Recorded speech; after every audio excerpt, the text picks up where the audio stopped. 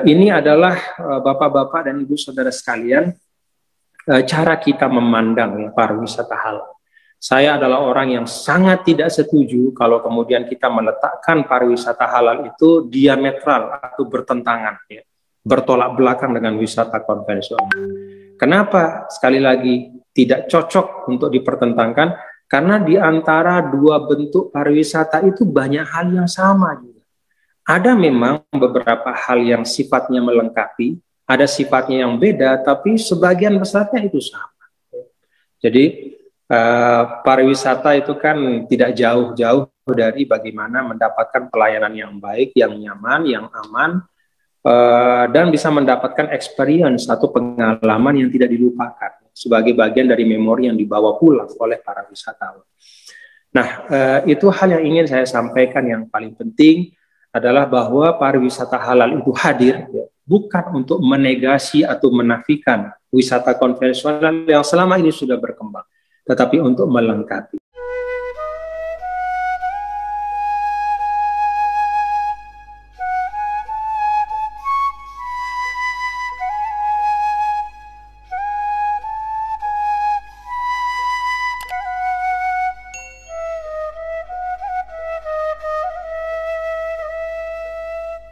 Bapak Ibu Saudara sekalian, terkait dengan pariwisata halal saya ingin menyampaikan secara ringkas saja untuk mengingatkan kita, untuk menyegarkan perspektif kita, sekaligus juga mungkin untuk meluruskan, ya, persepsi yang mungkin kurang tepat tentang pariwisata. Kita tahu Bapak Ibu Saudara sekalian bahwa salah satu syarat dari pembangunan yang baik, yang sustainable, adalah apabila pembangunan itu mampu mengabsorb, ya, mampu menyerap tatanan-tatanan nilai lokal yang hidup dan berkembang di tengah masyarakat.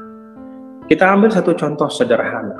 Saudara-saudara kita di Pulau Dewata, Pulau Bali, mereka mampu menciptakan pariwisata berkelanjutan dengan 1001 kisah suksesnya, yang sampai menyebabkan Bali disebut sebagai the last paradise, sebagai dalam tanda kutip, ya, surga terakhir yang ada di atas bumi.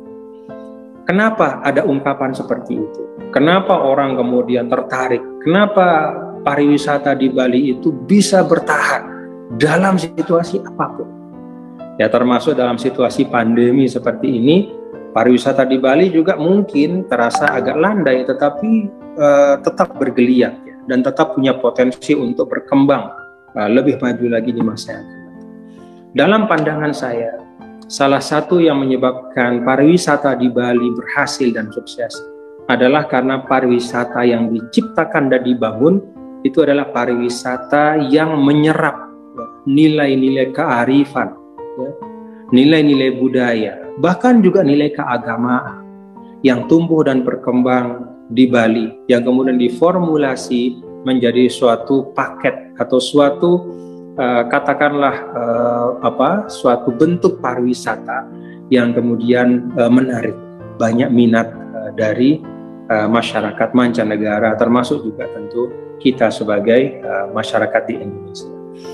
Jadi distingsi, ya, atau satu pembeda dari pariwisata di Bali, pantai yang indah itu banyak, yang lebih indah dari Kuta itu banyak, danau yang lebih indah dari Bedugul itu juga banyak, desa yang lebih indah dari Ubud juga menurut saya tidak sedikit di Indonesia.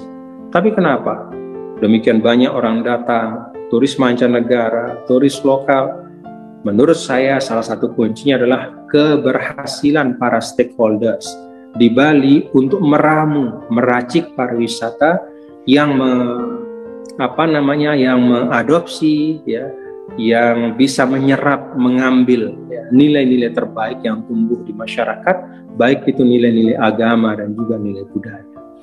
Nah, karena itu ketika kita bicara tentang NTB misalnya, di mana mayoritas atau sebagian besar katakanlah masyarakat yang tinggal di Nusa Tenggara Barat itu beragama Islam, yang juga memiliki tradisi keagamaan dan budaya yang sebagiannya terinspirasi dari nilai-nilai Islam. Maka sangat tepat menurut saya Ya, dalam konteks ini, ketika sudah tumbuh nilai-nilai yang sudah tumbuh nilai-nilai keislaman yang kuat di tengah masyarakat, maka kemudian nilai-nilai ini dihadirkan ya di dalam pembangunan pariwisata. Dihadirkan bukan untuk menyingkirkan nilai-nilai yang lain, tetapi melengkapi ya. Karena di dalam pariwisata itu sudah ada nilai-nilai kemanusiaan, sudah ada nilai-nilai kearifan universal. Tapi ketika ada tuntunan-tuntunan Islam, ya, tentu tuntunan di sini bukanlah yang terkait dengan akidah, bukan juga terkait dengan ibadah. Ya. Kalau akidah dan ibadah itu ruangnya bukan di pariwisata, ya, tapi itu ruangnya di masjid, ya. Itu ruangnya adalah di keyakinan masing-masing individu. Tetapi nilai-nilai Islam dalam ranah muamalah, dalam ranah sosial, dalam ranah bermasyarakat. Nah, ketika nilai-nilai Islam dalam ranah sosial, dalam ranah masyarakat, itu dihadirkan dan ditawarkan untuk kemudian diformulasikan satu bentuk pariwisata yang bisa mengadopsi nilai-nilai itu, maka saya yakin pariwisata itu akan menjadi pariwisata yang sustainable, pariwisata yang berkelanjutan. Nah, ini salah satu hal yang penting menurut saya untuk kita bisa melihat ya, bahwa sesungguhnya demikian banyak nilai-nilai baik yang tumbuh dan berkembang di tengah masyarakat kita yang bisa kita adopsi ya, di dalam mengembangkan satu sektor pembangunan tertentu. Tidak hanya nilai agama, nilai adat, nilai budaya. Nah, karena itu tidak perlu kita mempertentangkan ya, antara nilai-nilai yang islami atau nilai-nilai yang konvensional, ya, dibenturkan itu tidak perlu. Mari kita hadirkan pariwisata halal sebagai bagian yang melengkapi wisata konvensional yang ada. Sehingga dengan demikian juga para wisatawan yang sebagian diantaranya misalnya umat Islam ya, dari negara-negara Timur Tengah misalnya, atau bahkan ya, dari negara-negara lain, dan bahkan juga wisatawan yang non-Muslim, ketika mereka ingin untuk bisa mendapatkan beberapa pelayanan yang katakanlah memiliki standar-standar atau indikator yang bersesuaian dengan syariat Islam, entah itu dalam hal makanan, kuliner, entah itu dalam hal akomodasi, hotel, tempat tinggal, entah itu di dalam hal misalnya kelengkapan destinasi, di destinasi itu disiapkan katakanlah musola yang layak kalau misalnya orang ingin sholat di situ. Nah, ketika mereka menginginkan pelayanan seperti itu, mereka mendapatkan bentuk pelayanan seperti itu. Jadi dengan kata lain, pariwisata halal ini dalam konteks pembangunan pariwisata kita secara keseluruhan adalah hadir untuk melengkapi, sehingga etalase pariwisata kita menjadi one stop shopping destination. Jadi orang mau apapun ke Indonesia, mereka bisa mendapatkannya. Ingin wisata konvensional, mereka bisa mendapatkannya. Ingin wisata yang katakanlah memiliki perspektif yang lebih sesuai, ya, bersesuaian dengan beberapa tuntunan syariat, itu juga bisa mereka dapatkan. Nah, ini adalah bapak-bapak dan ibu saudara sekalian, cara kita memandang pariwisata halal. Saya adalah orang yang sangat tidak setuju kalau kemudian kita meletakkan pariwisata halal itu diametral atau bertentangan, ya, bertolak belakang dengan wisata konvensional. Kenapa? Sekali lagi tidak cocok untuk dipertentangkan, karena di antara dua bentuk pariwisata itu banyak hal yang sama. Ada memang beberapa hal yang sifatnya melengkapi, ada sifatnya yang beda, tapi sebagian besarnya itu sama. Jadi pariwisata itu kan tidak jauh-jauh dari bagaimana mendapatkan pelayanan yang baik, yang nyaman, yang aman, dan bisa mendapatkan experience atau pengalaman yang tidak dilupakan sebagai bagian dari memori yang dibawa pulang oleh para wisatawan.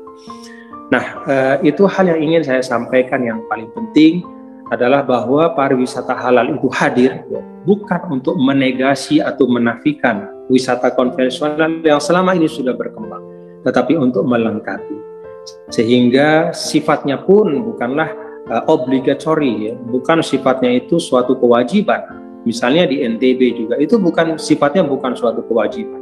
Tidak ada kewajiban misalnya bahwa di NTB seluruh fasilitas pariwisata, akomodasi atau kuliner itu harus semuanya tanpa kecuali harus misalnya disertifikasi halal. Itu tidak ada kewajiban.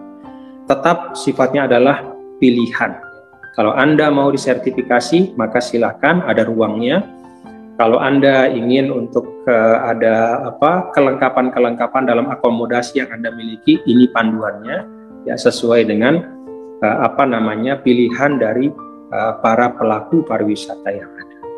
Nah, ini penting saya tegaskan ya, sekali lagi, karena masih ada persepsi di mana dianggap ya bahwa pariwisata halal ini ingin untuk menepikan atau menyingkirkan pariwisata konvensional. Saya ingin tegaskan tidak seperti itu, dan bahkan tidak boleh seperti itu ya. Karena sekali lagi, diversity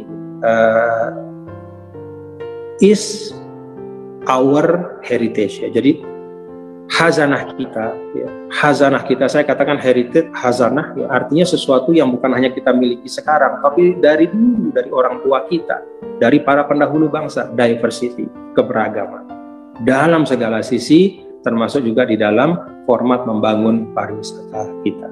Saya pikir ini yang dapat saya sampaikan ya kepada kita semua. Dan sekali lagi, pariwisata halal itu ruangnya bukanlah di akidah, ruangnya bukanlah di ritual ibadah, tapi ruangnya adalah pada muamalah. Kita tahu ruang muamalah adalah ruang sosial, di mana kita bisa berinteraksi satu sama lain, ruang yang luas, dan di situ yang paling utama adalah kreativitas dan inovasi. Maka kata akhir yang ingin saya sampaikan adalah, kita perlu ingat pariwisata halal itu bukan mantra, ya, bukan juga resep sekali jadi. Tapi pariwisata halal itu intinya adalah nilai-nilai dasar ya, yang kemudian diwujudkan dalam inovasi dan kreativitas. Pariwisata sekali lagi adalah inovasi dan kreativitas. Mari kita berkreasi untuk pariwisata NTB yang maju, pariwisata halal di Indonesia yang maju. Semoga Allah memberkahi. Terima kasih dan sukses selalu untuk Poltekkar Lombok. Semoga semua ikhtiar kita menjadi ibadah yang akan membantu kita ya, menyelamatkan diri kita kelak ketika berjumpa dengan Allah Subhanahu wa taala, Tuhan yang Maha Kuasa. Selamat menyempurnakan Ramadan. Mohon maaf lahir dan batin. Assalamualaikum warahmatullahi wabarakatuh.